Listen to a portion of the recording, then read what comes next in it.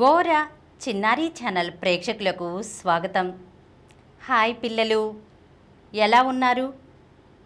నేను ప్రతి ఎపిసోడ్లోనూ చెప్తున్నట్లుగానే ఈరోజు ఎపిసోడ్లో కూడా మీకు ఒక మంచి నీతి కథ గురించి చెప్తాను. మరి ఆ కథ ఏంటో ఆలస్యం చేయకుండా మొదలు పెట్టేద్దామా? అనగనగా సీతాపురం అనే గ్రామంలో భోషయ్య అనే భూస్వామి ఉండేవాడు పిల్లలు. అతను పరమ నీచుడు, పిల్లికి కూడా బిచ్చమేసేవాడు కాదు. ఒకరోజు భోషయ్య దగ్గరకు ఒక బిచ్చగాడు వస్తాడు. వచ్చి భోషయ్యతో ఇలా అంటాడు, అయ్యా, నేను అన్నం తిని 3 రోజులైంది, బాగా ఆకలిగా ఉంది, కొంచెం అన్నం ఉంటే పెట్టండి అయ్యా అని చెప్పి అడుగుతాడు. దానికి భోషయ్య, నీకు ఎప్పుడు పడితే అప్పుడు అన్నం పెట్టడానికి ఇదేమన్నా సత్రం అనుకున్నావా? ముందు పో ఇక్కడి నుంచి అని చెప్పి గట్టిగా కసిరేస్తాడు పిల్లలు. దానికి ఆ బిచ్చగాడు, అలా అనకండయ్యా, చాలా ఆకలిగా ఉంది, ఒక పట్టెడన్నం ఉంటే పెట్టండయ్యా అని చెప్పి చాలా బ్రతిమలాడతాడు పిల్లలు.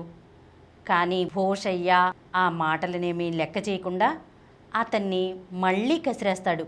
అన్నం లేదు, ఏమీ లేదు, ముందిక్కడి నుంచి పో, నా కంటికి కనిపించకు అని చెప్పేసి ఆ బిచ్చగాడిని గట్టిగా కసిరేస్తాడనమాట.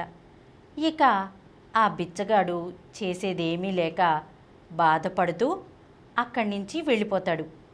ఇంకెప్పుడు కూడా ఆ బిచ్చగాడు వాళ్ళ ఇంటి ఛాయల్లో కూడా కనిపించడు పిల్లలు. ఇదిలా ఉండగా ఓసారి గ్రామంలో పంటలు పండక తీవ్ర కరువు వస్తుంది.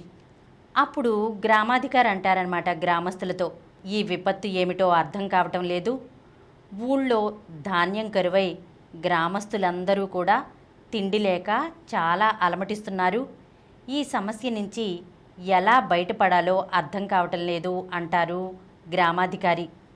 అప్పుడు ఆ గ్రామస్తులలో ఒకడు ఇలా అంటాడనమాట, అయ్యా, మన ఊళ్ళో భోషయ్య గారి దగ్గర మన గ్రామస్తులందరికీ సరిపడా ధాన్యం ఉంది, ఒకసారి మీరు వెళ్ళి అడిగి చూస్తే బాగుంటుంది అని అంటాడు. దానికి అప్పుడు గ్రామాధికారి ఇలా అంటాడనమాట, ఆ భోషయ్య సంగతి మనకి తెలియందేముంది, భోషయ్య పరమ లోభి, పిల్లికి కూడా బిచ్చమయ్యడు, ఇక మనం వెళ్ళి అడిగితే ధాన్యాన్ని ఇస్తారంటారా అని చెప్పి అంటాడనమాట.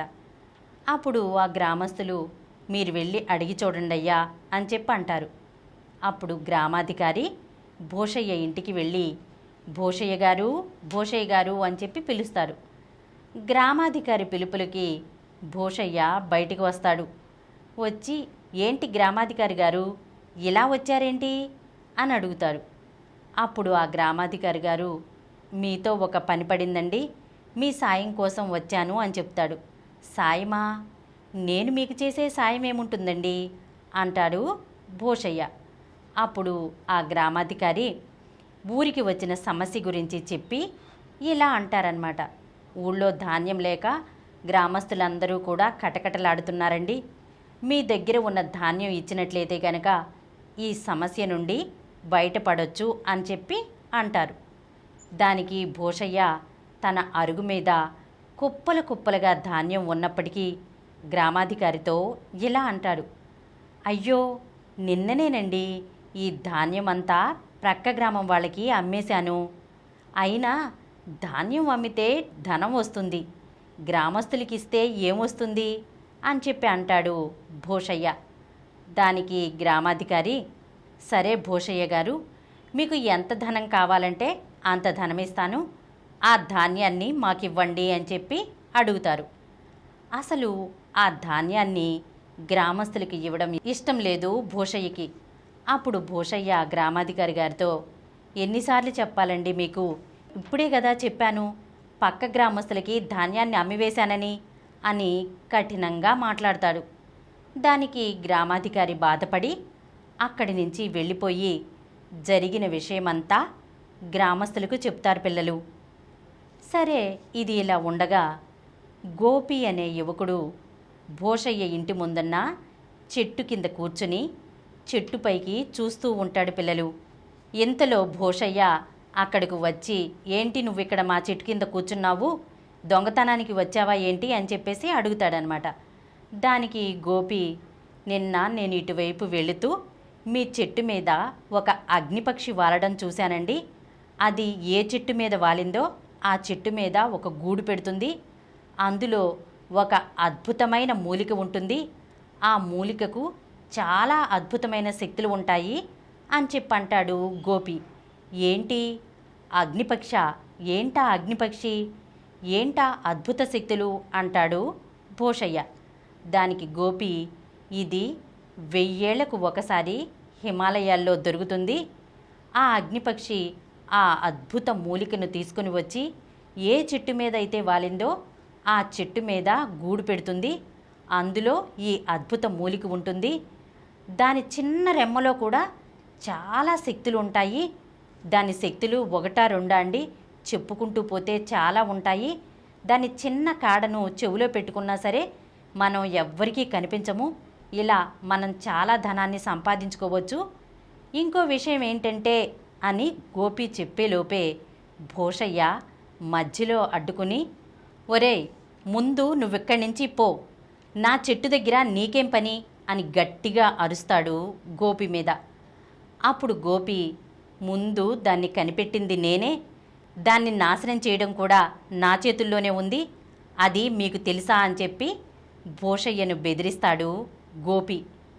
ఆ మాటలు విన్నటువంటి భూషయ్య అసలుకే మోసం వస్తుందని భయపడి ఎలాగైనా ఆ అద్భుత మూలికను తానే సొంతం చేసుకోవాలి అని అనుకుని గోపితో ఇలా అంటాడు, సరే, నీకు ఒక 50 బంగారు కాసులు ఇస్తాను, అవి తీసుకుని ఇక్కడి నుంచి వెళ్ళిపో అని అంటాడు. దానికి గోపి అంటాడు, ఏంటి దాని విలువ 50 బంగారు కాసులా? అది చాలా ఖరీదైనది, నేను మీ మాటకు ఒప్పుకోవడం లేదు అని చెప్పి అంటాడనమాట. సరే అయితే నీకేం కావాలో చెప్పు అంటాడు భూషయ్య. దానికి గోపి, నాకు ఒక 50 బస్తాల ధాన్యం కావాలి, నాకు ఆ ధాన్యాన్ని ఇప్పించినట్లయితే గనక మీకు ఆ అద్భుత మూలికను వదిలేసి నేను వెళ్ళిపోతాను అంటాడు. సరే, ఇక ఆ అద్భుత మూలికను తన సొంతం చేసుకోవడానికని చెప్పి భూషయ్య 50 బస్తాల ధాన్యాన్ని గోపికి ఇస్తాడు పిల్లలు. గోపి వాటిని ఎడ్ల బండి మీద వేసుకుని గ్రామాధికారి దగ్గరకు తీసుకెళ్తాడు. గోపిని చూసినటువంటి గ్రామాధికారి ఆశ్చర్యపోతాడు. గోపి, నేనిది నమ్మలేకపోతున్నాను. నిన్న నేను వెళ్ళి భూషయ్యని ఎంతగా బ్రతిమిలాడినా సరే ధాన్యం ఇవ్వలేదు, కానీ నువ్వు ఎలా తీసుకొచ్చావు ఆ ధాన్యాన్ని అని చెప్పి అడుగుతారు గ్రామాధికారి. దానికి గోపి, నిన్న మీరు వెళ్ళి అడిగినా సరే ఆ భూషయ్య ధాన్యాన్ని ఇవ్వలేదని నేనొక చిన్న నాటకమాడి ఈ ధాన్యాన్ని తీసుకువచ్చానండి. మీరైతే ఈ ధాన్యాన్ని గ్రామస్తులందరికీ పంచి సమంగా న్యాయం చేస్తారు అని చెప్పి గోపి ఆ 50 బస్తాల ధాన్యాన్ని గ్రామాధికారికి అప్పగించి అక్కడి నుంచి వెళ్ళిపోతాడు. ఇంతలో భూషయ్య ఏం చేస్తాడో తెలుసా పిల్లలు? చాలా కష్టపడి చెట్టు మీదకి ఎక్కి ఆ గూడుని కిందకి దింపి తీసుకొస్తాడు. తీసుకొచ్చి ఆ గూడుని తన భార్య దగ్గరికి తీసుకెళ్తాడు. తీసుకెళ్ళి భార్యతో అంటాడనమాట, కాంతం కాంతం, నేను తీసుకొచ్చినటువంటి ఈ గూడులో ఒక అద్భుతమైన మూలిక ఉంది. ఈ మూలికలో చాలా అద్భుత శక్తులున్నాయి. మనం దీంతో చాలా సంపాదించుకోవచ్చు. ఇప్పుడు నువ్వు నాకు ఒక సాయం చెయ్యి. ఈ గూడులో చాలా పుల్లలు ఉన్నాయి కదా, ఒక్కొక్క పుల్లను తీసి నా నెత్తి మీద పెట్టుకుంటాను. నేను ఎప్పుడు కనపడకుండా అదృశ్యమవుతానో చెప్పు అని చెప్పి అంటాడు. సరే అంటుంది భార్య. అప్పుడు భూషయ్య ఆ గూడులో నుంచి ఒక్కొక్క పుల్లను తీసి నెత్తి మీద పెట్టుకుంటాడు పిల్లలు. కనిపించానా కనిపించానా అని చెప్పి అడుగుతూ ఉంటాడు భార్యని. కనిపిస్తున్నారండి అని చాలాసార్లు చెప్తుంది పిల్లలు. ఇంకా భార్యకు విసుగొచ్చేసి చివరికి భూషయ్య ఒక పుల్లను నెత్తి మీద పెట్టుకుంటాడు. కనిపిస్తున్నానా అదృశ్యమయ్యానా అని చెప్పి అడుగుతాడు భార్యను. ఇక విసుగొచ్చినటువంటి భార్య, నాకేమీ కనిపించటం లేదండి అంటుంది. ఇదే అయితే అసలైన అద్భుత మూలిక, ఇదే అని అనుకుని భూషయ్య బయటకు వెళ్ళిపోతాడనమాట. బయటకు వెళ్ళి తను ఎవ్వరికీ కనిపించట్లేదు, ఇంకా తను ఏం చేసినా కూడా ఎవ్వరూ పట్టించుకోరు అని అనుకుని అలా వెళ్తూ వెళ్తూ ఒక దోసెల బండి దగ్గర ఆగుతాడు పిల్లలు. ఆగి అక్కడ అతను దోసెలు వేస్తూ ఉంటే 2 దోసెలను తీసుకుని తినేస్తాడు. తినేసేసి డబ్బులు కట్టకుండా అక్కడి నుంచి వెళ్ళిపోతాడు. అప్పుడు భూషయ్య ఏమనుకుంటాడో తెలుసా పిల్లలు? తను ఎవ్వరికీ కనిపించడం లేదు కాబట్టే ఆ దోసెలు వేసుకునేవాడు కూడా తన్ని డబ్బులు అడగలేదు, తనకు భలే అదృష్టం పట్టింది అని అనుకుని అక్కడి నుంచి ఇంకొంచెం ముందుకు వెళ్తాడనమాట. ఆ దోసెలు వేసే అతను అనుకుంటాడనమాట, ఏంటి భూషయ్య గారు దోసెలు తినేసి డబ్బులు కట్టకుండా వెళ్ళిపోయారేంటి, ఏదో ఆదమరుపున వెళ్ళిపోయినట్టున్నారు, ఈసారి వచ్చినప్పుడు అడుగుదాంలే అని చెప్పి అతను అనుకుంటాడు.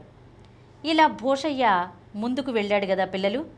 అక్కడికి వెళ్ళిన తర్వాత ఒక బంగారపు కొట్టు కనిపిస్తుంది పిల్లలు భూషయ్యకి. అయితే అక్కడ వాళ్ళు బంగారపు నగలు అమ్మిన తర్వాత వచ్చిన డబ్బు ఉంటుంది కదా, ఆ డబ్బుని లెక్క పెట్టుకుంటూ ఉంటారనమాట. కుప్పలుగా పోసి ఉంటుంది. ఆ డబ్బుని వాళ్ళు లెక్క పెట్టుకుంటూ ఉంటారు. అప్పుడు భూషయ్య అక్కడికి వెళ్ళి ఆ డబ్బును 2 చేతులతో పట్టుకుని దొంగతనం చేద్దామని అనుకుంటాడు. అనుకుని డబ్బుల్ని తీసుకుని వచ్చేద్దాం అనుకునేలోపు ఆ దుకాణదారుడు భూషయ్య చేతిని పట్టుకుని దొంగ దొంగ అని చెప్పి అరుస్తాడు. ఆ అరుపులకి చుట్టుప్రక్కల నుండి జనం గుమికూడి భూషయ్యను చచ్చేట్టు తంతారు పిల్లలు. చివరకు చావు తప్పి కన్ను లొట్టపోయినట్లు భూషయ్య పడుతూ లేస్తూ ఇంటికి వెళ్ళి అత్యాశతో ఆ యువకుడి చేతిలో మోసపోయానని తెలుసుకుంటాడు. ఆ గ్రామాధికారి అడిగినప్పుడే ధాన్యం ఇచ్చినట్లయితే గనక గ్రామస్తులలో తనకు మంచి పేరైనా ఉండేదని చెప్పేసి పశ్చాత్తాపపడతాడు. ఆ రోజు నుండి కూడా బుద్ధి తెచ్చుకుని ఎవ్వరు ఏమడిగినా కాదనకుండా ఇచ్చి గ్రామస్తులందరిలోనూ మంచి పేరు తెచ్చుకుంటాడు పిల్లలు. పిల్లలు విన్నారు కదా, దురాశ దుఃఖానికి చేటు. అత్యాశకు పోతే నష్టపోయే ప్రమాదం ఉంది.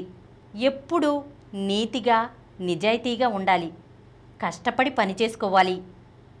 అత్యాశకు పోయి గౌరవాన్ని పోగొట్టుకుని ప్రాణాల మీదకి తెచ్చుకోకూడదు. ఆపదలో ఉన్నవారికి సాయం చెయ్యాలి. ఎప్పుడూ సత్ప్రవర్తనతో మెలగాలి పిల్లలు. ఇలాంటి మరొక చక్కని నీతి కథతో వచ్చే ఎపిసోడ్లో కలుసుకుందాం.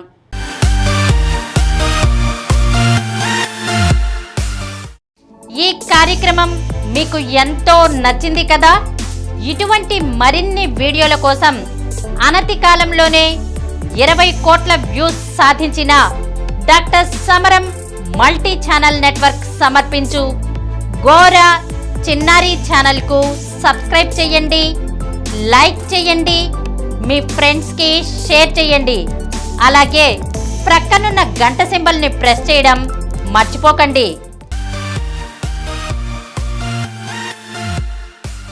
Please download Samaram Channels app from Google Play Store and watch your favorite channels. Click the bell icon and subscribe to the channels.